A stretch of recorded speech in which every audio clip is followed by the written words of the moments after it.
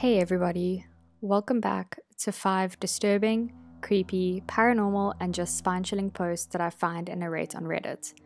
If you enjoy this kind of content, please don't forget to like and subscribe. I post new videos every week. These are the stories.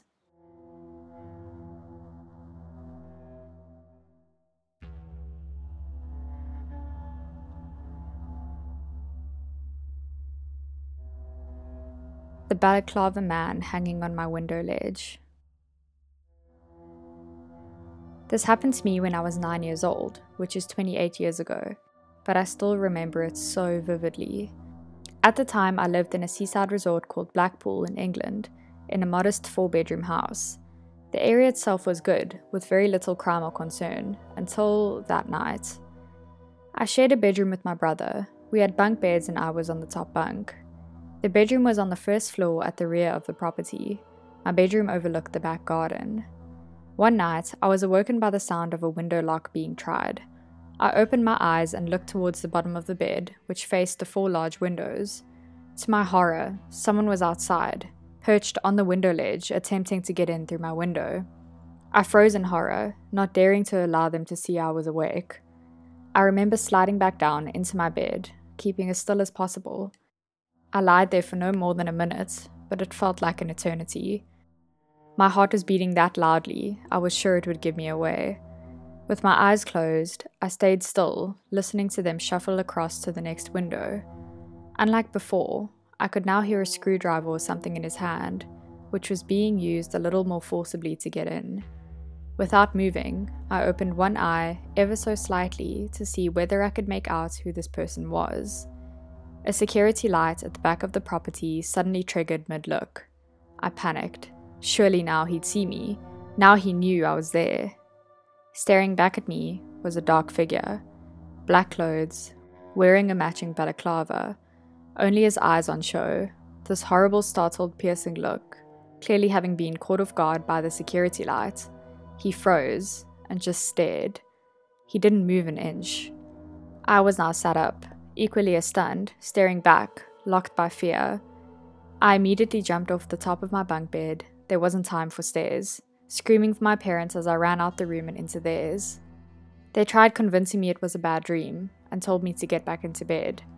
There was absolutely no chance of that happening, and after a couple of minutes, they agreed to go and investigate, which simply entailed looking through my bedroom window. Nobody was there. They had gone. I got back into bed, still almost frozen with fear. What if he had gotten in? He might be in the room right now. He could comfortably fit in my wardrobe, or even under the bed. My brother, who was 6 years old, had slept through the whole episode and was no use. Looking down my bed towards the window again, I noticed the latch on the 4th window. It had been left open inside. A simple pull from the outside would have easily opened it. I shut my eyes and remember silent tears falling down my cheeks. If he was in the room and knew I was awake, he might harm me to keep me quiet. Pretending to be asleep seemed the best option, and eventually I must have nodded off. I was woken up the next day by the sound of my cat outside screeching in the garden. Daylight came through the windows and the bedroom didn't feel anywhere near as scary as the night before. Cautiously, I walked towards my bedroom window. I noticed marks around the window locks from the outside where the paint had been scraped. It wasn't a bad dream. My cat screeched again and I heard a commotion outside below me in the garden. 3 police sniffer dogs were parading around. A policeman was stood talking to my mum. I rushed outside but was quickly ushered back into the house and was told to take the cat indoors. The look on my mom's face. I knew she was trying to hide something from me. The ambulance, which arrived a short while later, gave it all away. Apparently, it turned out someone had broken into the house next door, through the back bedroom windows. The motive? Well, it appeared to have been a simple theft, but the elderly lady who came across the intruder had been found dead at the bottom of her stairs. The police never found out who it was. Then again, they never dusted our windows for prints, as my story was never told. We left the house and moved away within 6 months. I still think they feel guilty for not listening to me and not acting differently. Even to this day, my parents don't wish to talk about it whenever I try and bring it up.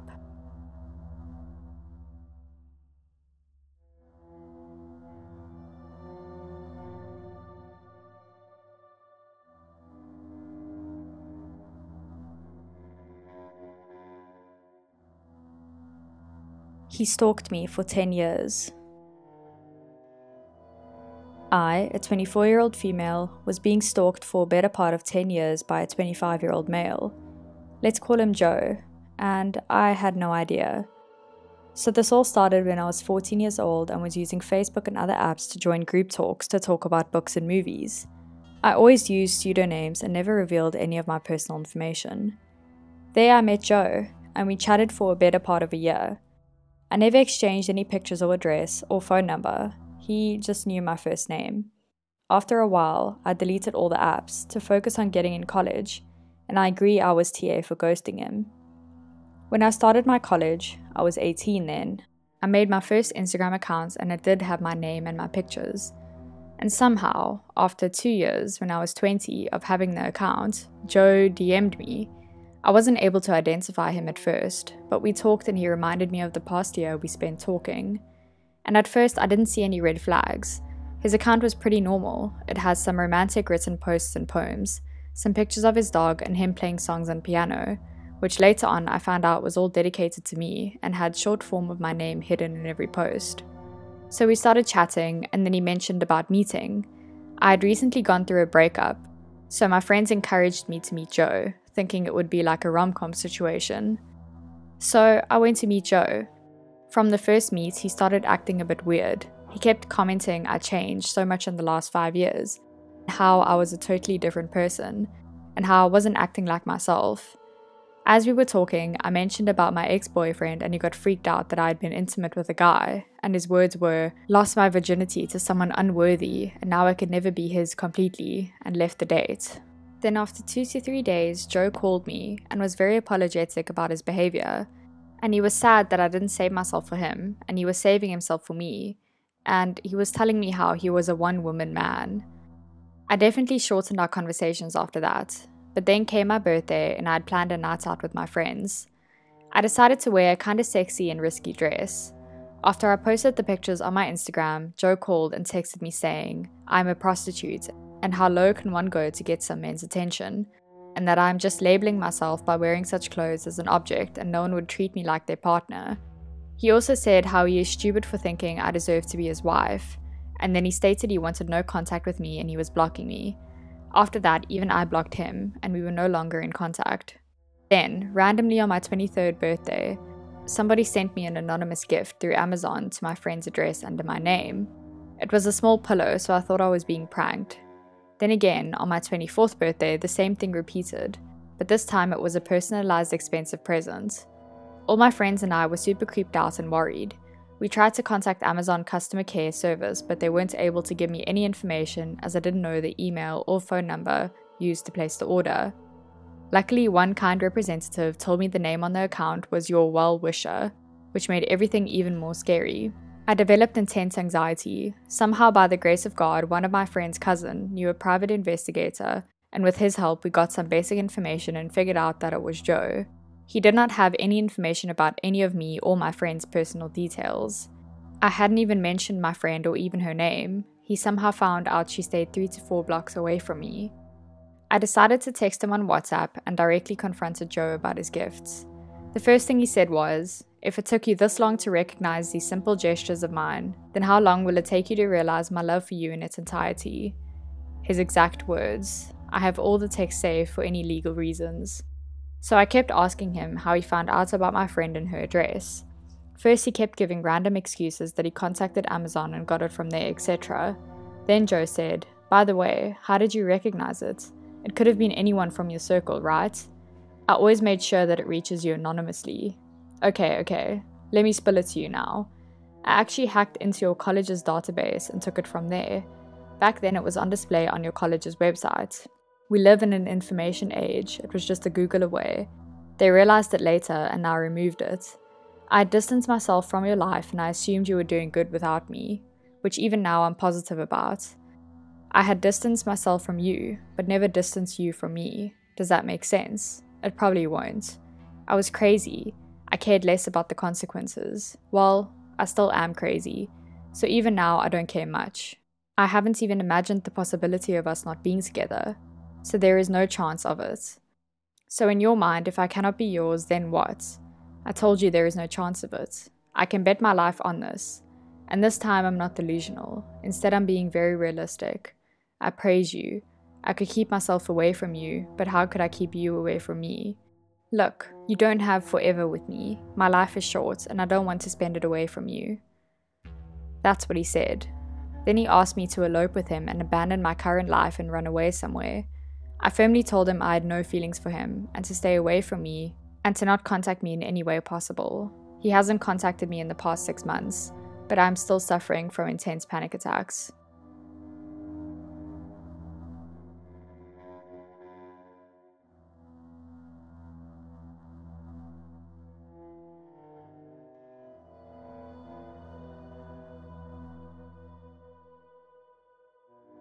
Neighbour drives me out to the boondocks, barely saying a word. I moved out of state to a very small town. First day of moving in, a neighbour walking his dog greets me and introduces himself to me. He gives me a quick rundown that the neighbourhood is filled with tweakers and other shady types. I took that as a general warning that may be all I'll deal with. A few months later, he invited me over to his place to teach me how to do some woodwork. As we're making a shelf for my cat to sit on, he's asking me questions. To me, they were normal everyday questions, but looking back, I realize now he was trying to get information out of me.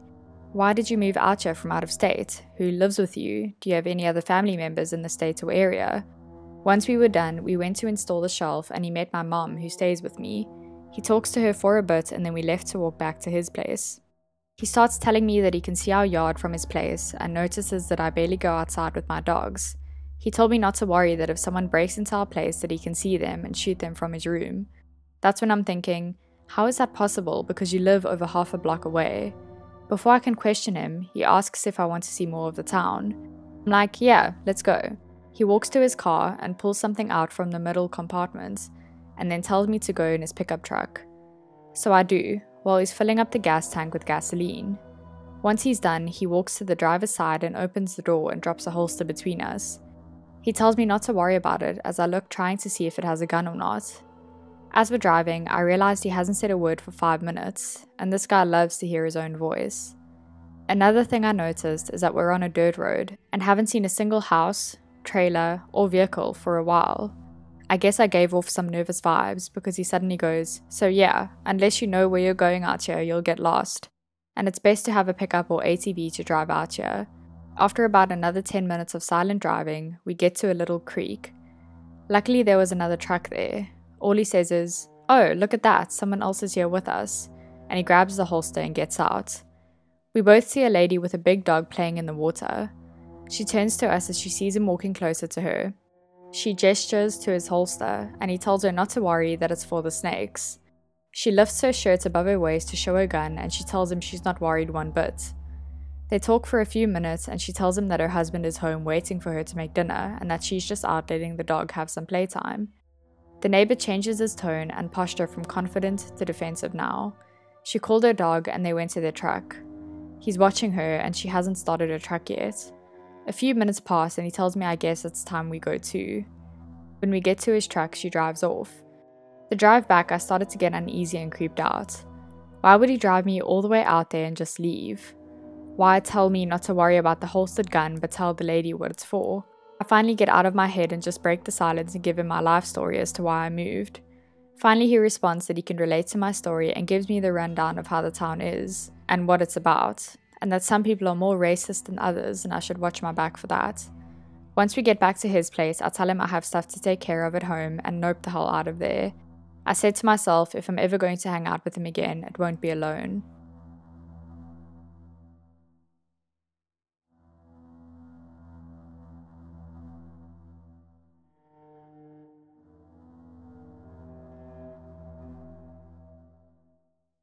She definitely killed someone. Little backstory, my father has always worked as a handyman with a full-time or on the side. He has an array of tools collected over time and can do a bit of everything. He is a good guy who helps people out mostly at his church. Now, we live in a very poor income, high violence, drug use part of New England, so the shit that goes down around here is pretty crazy. I fear for my dad sometimes because he will do work for anyone. People will give his number out and he gets calls from every type. So despite the fact that my father is the hardest person I know, aka jacked at 60, amateur boxer in his 20s, survived prison twice, homeless as a kid, etc., as a son, I feel like I'm his protector, so anytime I can give him a hand, I do. I went on a visit to my parents' house because I no longer live in that part of town. All of us kids are doing great. I have my graduate degree, as does my brother, and my sister is working on her undergrad, thanks mom and dad. While there, my dad asks if I can give him a hand tomorrow. He received a call from a woman who needs some furniture removed from her house and brought to the dump. She was paying $20 for our service, but I knew my dad agreed because she sounded old and was probably alone. Fast forward to the next day, my father and I arrive at this woman's house in his pickup truck, and we call her to let us in. It takes a few calls before she answers, and when she does, even though I'm not on the phone with her, I can hear her loud voice. It sounded shrill and uncomfortably upbeat. She ended with, "I'll be right down," adding a forced seductive tone and a giggle. While waiting, it's easy to realize this woman is alone. The grass in her yard looked as if it hadn't been cut in a decade. The once small white house was now more of a brownish green shade I will attribute to mold and grime. In the yard, peering through the tall blades of grass, were a few scattered gnomes. This was especially freaky because I was stoned. My father has legit back problems, and with the opioid crisis in New England and Massachusetts legalizing pot, they issued him a medical card and as far as my being blasted that morning when in Rome. The woman appears on the porch and is waving her arms around, shouting out, "Over here, boys," adding that super creepy giggle at the end.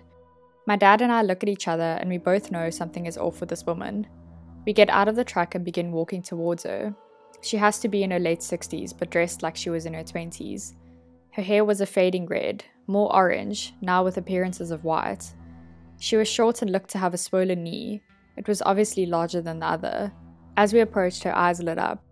My father, who is a handsome man and in tremendous shape, was wearing a sleeveless shirt, and while I am a younger version of him. She gives us a, "Ooh, wow, I had no idea you boys would be so sexy," literally swaying her hips while she said it. I wanted to start laughing because of the weed and tell her to take it easy because something might pop out of place. She looked very fragile. What was most shocking about her appearance was her face. She looked like she was fake. It looked as if she had plastic surgery on every part of her face. And whoever did it needed to go back to med school because it was not good work. She looked deformed, huge eyelashes and massive puffy fake lips, painted with purple lipstick. Visible scars over her large fake cheekbones, almost hiding her eyes that had scanned my father, but set on me. My dad introduced himself and then me, and stated we were here to take a couch and a door to the dump for her. She looked at us with a transfixed look, hard to read her emotions because her face was a stiff plastic. She looked with her head, not her eyes. "Oh, so you're not here to take me away?" Then she giggles. My dad, with his stone-cold look, says no, but the refusal to flirt with her wasn't noticed, and she twirled around, raising a finger that was motioning for us to follow. The door leading in led to a large staircase. At the top, and I shit you not, was a huge portrait of herself. She must have been in her 20s. Bright red hair styled in an early 80s fashion. Honestly, she was stunning, absolutely beautiful. My immediate thought was empathy. She clearly was attempting to relive the past, her glory days where I'm sure she was the most popular and received all types of attention. The place was an absolute mess. It smelled like piss. There were trinkets and heirlooms all over the place. If you knocked into something, it would cause a chain reaction because the clutter in this place was something seen in one of those hoarding shows. Dirt, old newspapers, and mouse droppings everywhere. Now that we were in there, I wanted nothing more than to leave. God knows what infection I would get just being here. I can't exaggerate enough how dirty and smelly this place was. We immediately asked where the couch was, and she brought us into a small room where an old vintage couch lay on a degrading circular green rug. Jumping right into it, my dad and I go to grab each end, and she squeaks out, "Stop! Don't break anything. These are all valuable. I got them from traveling the world. I have many contacts because I'm a successful businesswoman. I just arrived from Egypt, and before that, France. Do you want coffee? Can I show you my curtains in my room?" Now I knew this woman had mental health issues. It was obvious now with all the rambling and clear lies. What started out as empathy because I assumed she was lonely turned into annoyance because she did not want us to leave, kept trying to distract us from taking the couch. We ignored her rambling and went for each end again. As we pulled up, we realized for reasons I do not know, the couch had somehow fused into the circular green rug it lay on. So when you pulled the couch up, you were pulling the green rug up as well. Now here's where things got dark. When we noticed the rug issue, and we both were inspecting, we decided to try again and pull a little harder. On our second attempt, we pulled and the rug began to lift as well. Noticing this, the woman who I assumed was going to fall apart jumps on the couch and screams out, "No, you'll pull the rug up."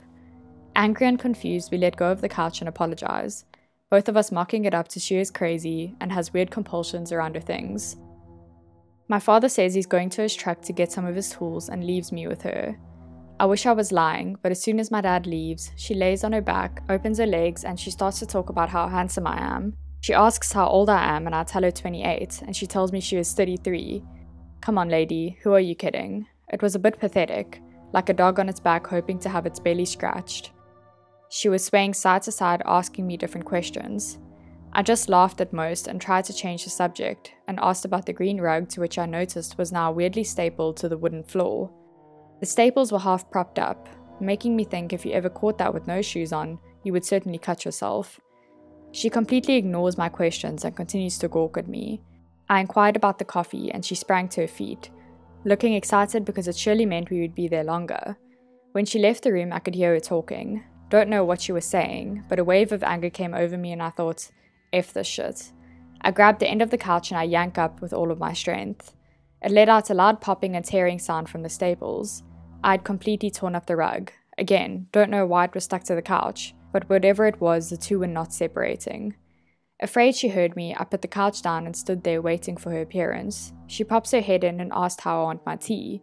Even though I asked for coffee, I didn't correct her and said black is fine. When she left, I quickly went to see how I would fix what I just did, and as I inspected the rug, I noticed something under it. A small red stain. I take a moment and think, no way am I about to lift this rug and find a large red stain. I was convinced I was just high, and assuming the worst outcome of the event. Well, to my disappointment, I lift the couch again, and sure enough, there was a large reddish purplish black stain the green rug was clearly trying to hide. Trying to rationalize it, I first thought spilled wine, but this was far too large for wine. The rug was about 5 feet wide, and I've dropped a bottle of wine before. You just knew it wasn't wine. Then I thought paint, but realized nothing around was any shade of red, not to mention there were no droplets of red. This, and I could be wrong, said to me whatever caused the stain pulled out in circumference. Had it come from something falling there, it would surely be droplets, but there were none. Trying to explain my fear is difficult because I was more curious than scared, but I was increasingly getting more on edge. I put the couch down and walked out of there. Passing her in the kitchen, she was murmuring to herself, never having started any coffee or tea. She looked at me passing as if to hit reset. She got to her feet and said, "Oh wow, you're so handsome. Don't you want to take me away?" Like in a movie, screeching violins were going off in my head, and the paranoia contributed by the weed wasn't helping.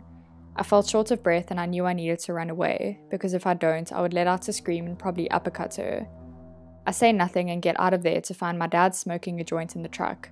He laughs and says he needs more in order to deal with the smell. I tell him what happened and he says F it, not worth the $20. My question to anyone who hung on and read through, what's your opinion? Was I just high and putting a cynical shade over an encounter with a mentally ill woman? Or was I right? Can you assume she has severe mental health issues and probably clubbed her husband over the head with something killing him that was a cover-up?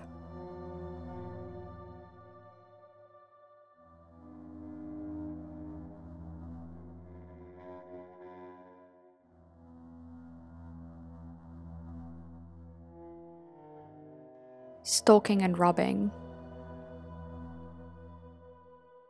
I'm a 16-year-old male, but this takes place 11 years ago when I was about 5.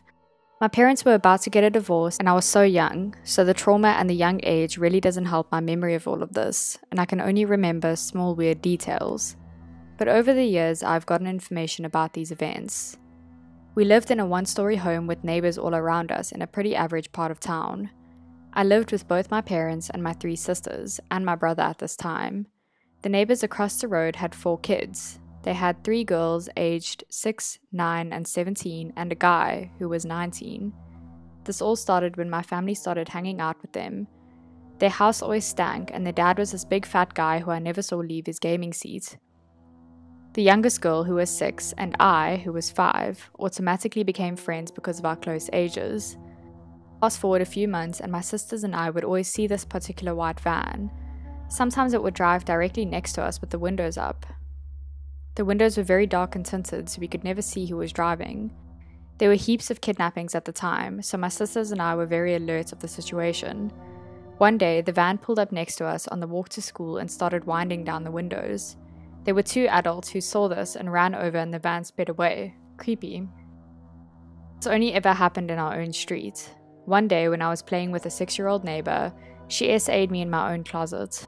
I didn't know what was going on, and I highly doubt she did. She was 6 and clearly had a terrible home life. My parents caught us and still talk about it till this day, thinking I was the reason this was happening. I was 5. Her 19-year-old brother was never around and coincidentally had just gotten a white van with tinted windows. We never ever saw the van in the garage or driveway, so we were very confused as to where he was. One day, the van followed me and my sisters home from school to the top of our street before speeding off. When we got home, we had been broken into, and my Xbox, my sister's iPod, and my dad's very expensive watch was all gone. The neighbors said they saw a white van in the driveway all day, but thought it was just someone working on the house. They never caught the guy, but we knew exactly who this was. And to make it even more obvious, those exact neighbors moved out the next week, and on our front lawn was pictures of everyone in my family asleep in our respective beds. Creepy.